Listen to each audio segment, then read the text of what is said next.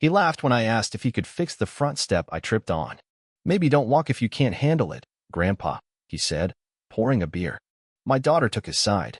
But when I opened the mail and saw he'd transferred my life insurance policy to his name, I realized this wasn't just disrespect, it was war.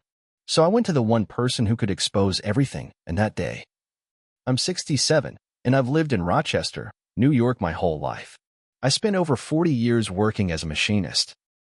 I was good at it, built things that lasted, stayed married to the same woman for nearly 45 years until cancer took her 4 years ago. After she passed, it was just me in a house too big for one man. I was still getting around okay until I fell off a ladder trying to clean the gutters. Broke my hip. That changed everything. Suddenly, I needed help. I didn't want to admit it, but I couldn't cook much for myself, had trouble getting upstairs, and the loneliness hit harder than it ever had before. That's when my daughter Kelly asked me to move into her house. She and her husband Rick had a finished basement with a little kitchenette and a bathroom. She said I could have my privacy and still be close to the family. I miss seeing my grandsons, and truthfully, I was scared of falling again and no one finding me. At first, it felt like a blessing. But Rick, I never liked Rick. From the beginning, he gave off this smug energy, like everything was a joke to him. He worked some kind of remote sales job and always seemed to be on the phone, either bragging or complaining. He'd slap you on the back, but never look you in the eye. Always had some side hustle or crypto nonsense going on. The kind of guy who thinks he's smarter than everybody else, especially the people who actually built the world he lives in. Still, I tried to stay out of their way. I kept to the basement, helped around the house where I could, and made dinner sometimes just to feel useful. That's where the step comes in. There was a loose brick on the front step. It shifted if you weren't careful, and I warned Rick about it at least 5 times. I even offered to fix it myself if he'd just get the materials. He always said, "I'll get to it," but he never did. One morning, I went out to grab the paper, stepped wrong, and fell hard on that loose brick. Hit my side on the way down. Hurt like hell. I laid there for a while before I could even sit up. When I finally came inside holding my ribs, Rick was sitting at the kitchen island drinking a beer, even though it wasn't even noon yet. I told him what happened. "Rick, I tripped on that loose brick again. It's getting worse."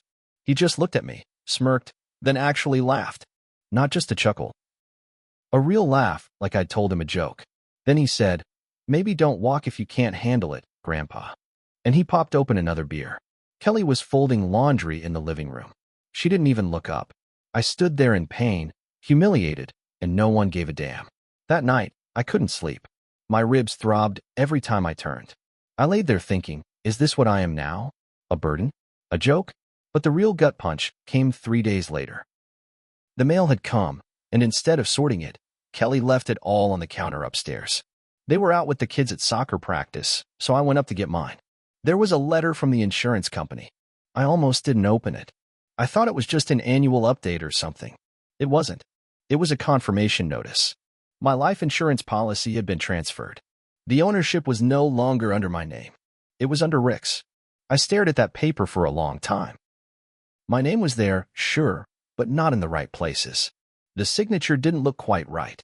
It was close, but not mine. The date was from 2 weeks ago. I kept reading. The new beneficiary was listed. Rick. Not my daughter. Not my grandkids. Just him. That's when it hit me. This wasn't just a disrespectful son-in-law who cracked jokes about my age. He was planning something. He wanted to cash in. On me. Suddenly, all the little things started making sense. The comments, the step, the way he was always watching me when he thought I wasn't looking. He wasn't just waiting for me to die. He was counting on it. I felt sick. I didn't know what to do. I didn't want to believe my own daughter would be part of something like this, but she wasn't blind either. She had to see how Rick treated me. She chose to ignore it. So I packed a bag and left that night. Left a note saying I was going to visit a friend. But I wasn't going to a friend. I was going to my brother Tommy. We hadn't spoken in years. Petty stuff. A fight over a car and who got what from Dad's tools after he passed. We were stubborn. But Tommy used to be a private investigator before his license got pulled. He still had his skills. Still had his contacts. He lived in Irondequoit, about 20 minutes from Kelly's place. I showed up on his doorstep looking like hell. Ribs sore, blood pressure up, hands shaking. He opened the door, gave me one long look, then just said, "Get in here." We didn't even talk about the past. He poured coffee, and I told him everything. From the fall to the letter. Tommy listened without interrupting. Then he took the letter and stared at it like it was a map to a bomb. Yeah, he finally said, this smells bad. Next thing I know, he's calling up an old buddy from his PI days. They start digging. Within a week, we had copies of the forged paperwork. Rick had used a fake notary stamp. A digital signature based on my old DMV records, probably hacked or lifted off a form I left out. Even worse? Tommy found out Rick had listed 2 beneficiaries. One was his name. The other? An account in the Cayman Islands under a shell company. Rick had been planning this for a while. Tommy looked at me and said, he's not just a dirtbag. He's dangerous.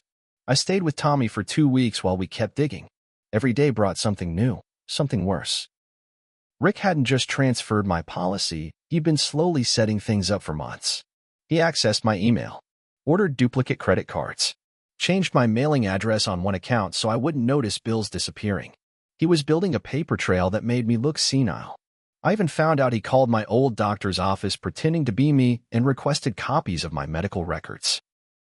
Probably trying to fake a diagnosis, or maybe lay groundwork to argue I was incompetent when I signed the policy change.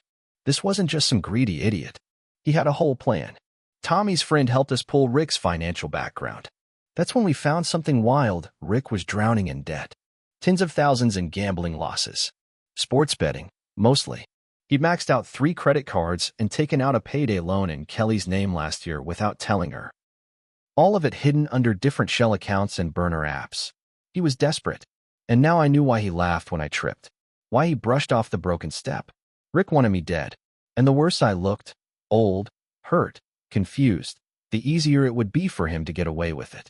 I remember sitting at Tommy's kitchen table staring at the evidence, my hands shaking. He wants to kill me, I said out loud. Tommy didn't say a word. He just nodded. That same night, Tommy sat me down with a plan. If you try to go to the cops now, they'll say it's a civil issue. No proof of intent. Not yet. But if we show them how far he's gone, if we can get him saying it out loud and catch him slipping, we take that to the police and to Kelly. I didn't want to believe Kelly knew any of this. My heart wouldn't let me go there. But she'd ignored all the signs. And part of me kept asking, what if she did know? Tommy said we needed bait. So I let Rick think I was getting worse. I called Kelly, told her I got confused at a gas station and drove the wrong way home. Said I forgot what day it was. Told her my hip was worse. I asked if I could come back, just for a bit, while I got my mind straight. She sounded cold. Flat. Rick's not sure it's a good idea, Dad, she said. I'm not sure. Rick's not sure. She eventually agreed, but only if I promised to take it easy and not stress them out. I almost laughed at that. When I got back to the basement, the air felt different. Like I was walking into a trap. That week, Rick started acting nice. Too nice. He brought me my coffee one morning. Sat down across from me like he wanted to chat.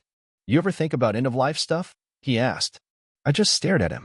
Like, if you had to go into a home, or needed a DNR or something. Might be smart talk through that now. For the kid's sake. I didn't answer. Just nodded. Played the fool. But inside, I wanted to rip his teeth out. The next day, he slipped a document under my door. Said it was a routine update for my medical files. Told me to sign it and give it back. It was a power of attorney form. He wanted full legal control over my health decisions. That was our smoking gun. Tommy helped me install hidden cameras in the basement.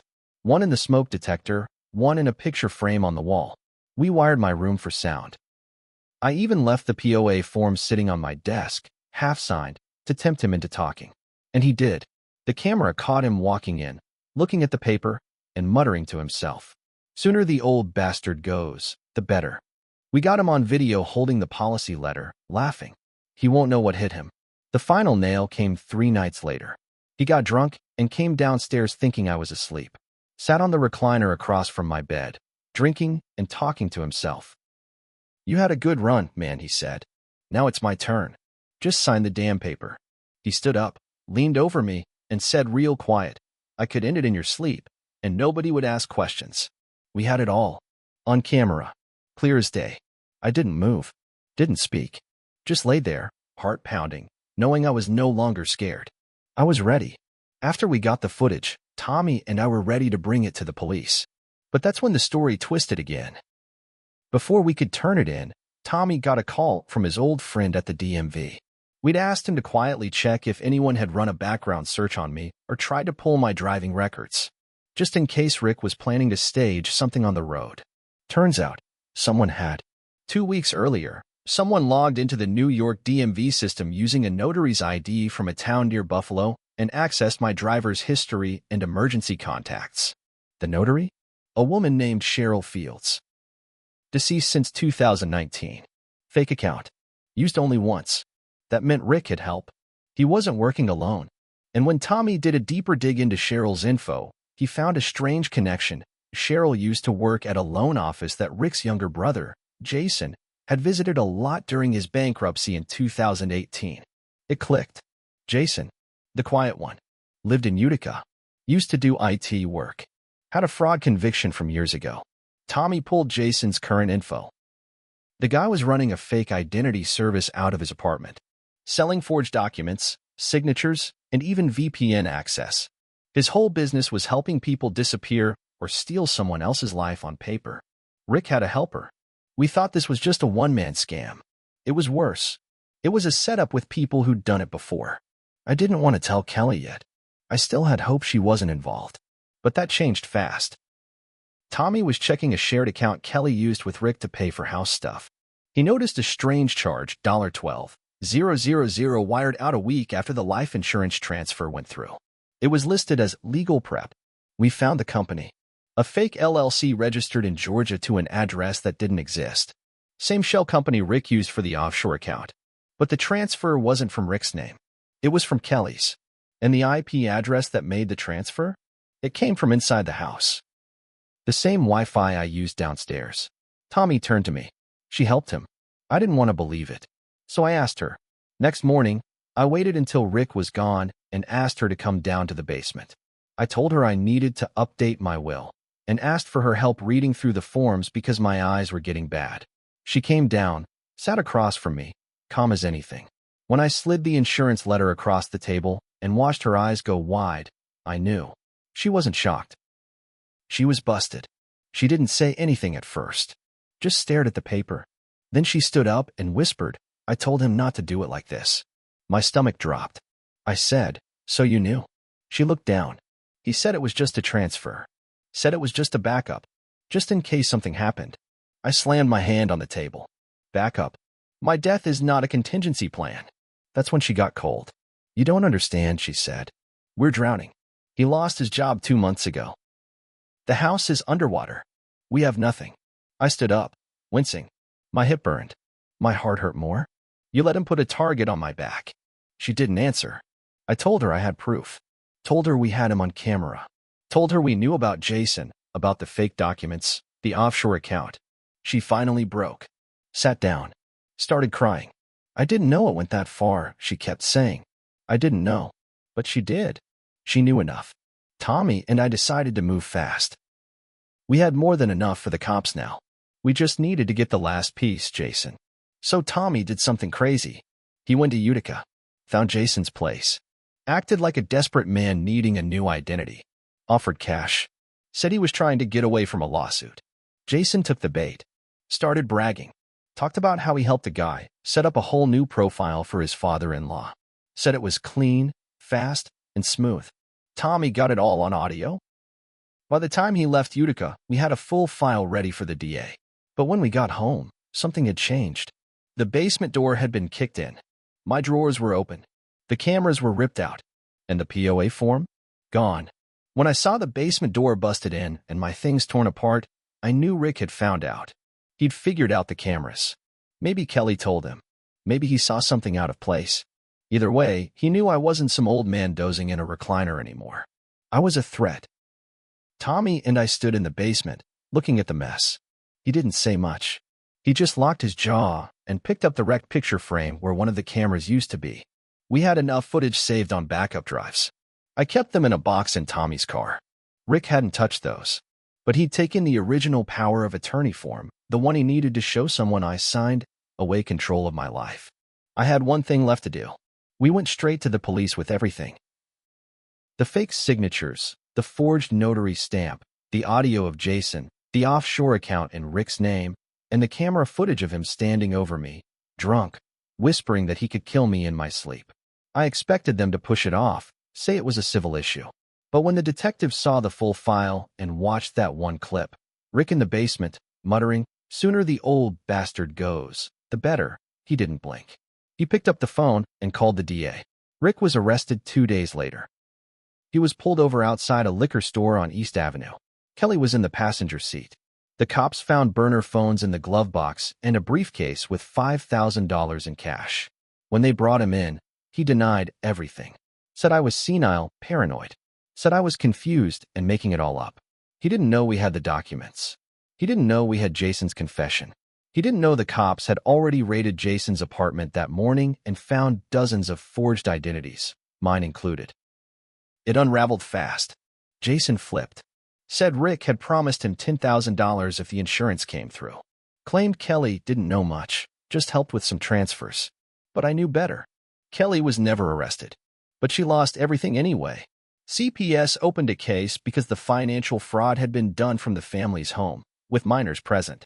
Her bank accounts were frozen. Her credit ruined. She moved in with her sister across town. I heard she's working retail now. She still sends me texts. I haven't answered a single one. My grandsons, though, they're innocent. I still send them cards. I make sure they know Grandpa didn't just vanish. As for Rick, he's in prison. The charges stuck. Identity theft, wire fraud, forgery, conspiracy, and elder abuse. Add the offshore account, and it turned federal. He got 14 years without parole. The judge called him a manipulative predator who viewed family as financial assets. Rick didn't even look at me in court. He just stared at the table like the coward he is. And me? I moved back to my old house. It's quieter, yeah. Still too big for one man. But Tommy comes by every week. We fixed the place up together, rebuilt the porch, repaired the old banister, even replaced the busted front step. The same one that nearly broke me. Now it's solid. Level. I stand on it every morning, coffee in hand, just to feel the ground under my feet. Because I'm still here. They thought they could erase me, push me out, bury me before I was gone. But I fought back. And I won.